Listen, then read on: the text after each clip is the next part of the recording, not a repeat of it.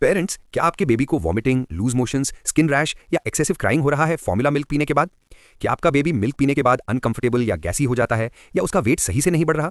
अगर ऐसा हो रहा है तो काउ मिल्क प्रोटीन एलर्जी यानी सीएमपीए को रूल आउट करना जरूरी है। ये लैक्टोज इंटॉलरेंस नहीं है, ये इससे अलग कंडीशन है। सीएमपीए में बेबी का बॉडी मिल्क प्रोटीन को सही तरीके से टॉलरेट नहीं कर पाता और उस पर रिएक्शन देता है। ये प्रॉब्लम ज्यादातर लाइफ के फर्स्ट 6 मंथ्स में देखी जाती है, लेकिन बाद में भी हो सकती है, स्पेशली जब एनिमल मिल्क इंट्रोड्यूस किया जाता है। और ज्यादातर बच्चों में ये 1 से 3 साल की उम्र तक धीरे धीरे ठीक हो जाती है। जिन फैमिलीज में एलर्जी, एस्थमा या एक्जिमा का हिस्ट्री होता है, उनमें इसका रिस्क थोड़ा ज्यादा होता है। अब बात करते हैं इसे पहचानने की।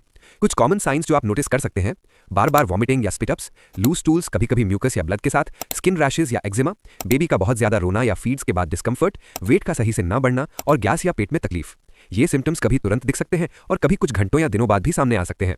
कई बार पेरेंट्स इसे सिर्फ गैस या नॉर्मल कॉलिक समझकर इग्नोर कर देते हैं, लेकिन अगर सिम्टम्स बार बार मिल्क फीड्स के बाद हो रहे हैं तो इसे हल्के में नहीं लेना चाहिए। सीएमपीए ब्रेस्ट फेड बेबीज में भी हो सकता है, क्योंकि अगर मदर की डाइट में एनिमल मिल्क होता है तो उसका प्रोटीन ब्रेस्ट मिल्क में पास हो सकता है, जिससे ब्रेस्ट फीडिंग बेबीज में भी ये कंडीशन देखी जा सकती है।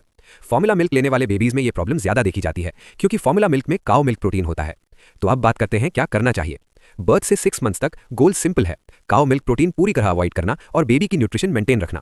अगर बेबी ब्रेस्ट फेड है तो ब्रेस्ट फीडिंग जारी रखें और मदर को डेयरी प्रोडक्ट्स जैसे मिल्क, कर्ड, पनीर, बटर और घी अवॉइड करने होंगे।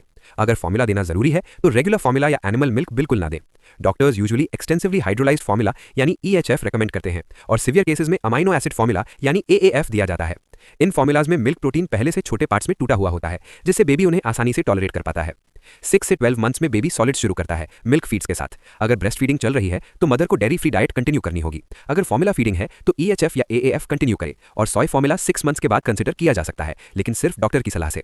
इस स्टेज पर cow milk, buffalo milk, goat milk और रेगुलर फॉर्मूला स्ट्रिक्टली अवॉइड करें।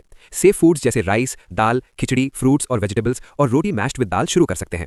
हिडन मिल्क से भी बचें, जैसे biscuits, bakery products, packaged foods, paneer, curd और चीज। ये मिल्क बंद करने के बारे में नहीं है, बल्कि सही मिल्क सेफली चूज करने के बारे में है।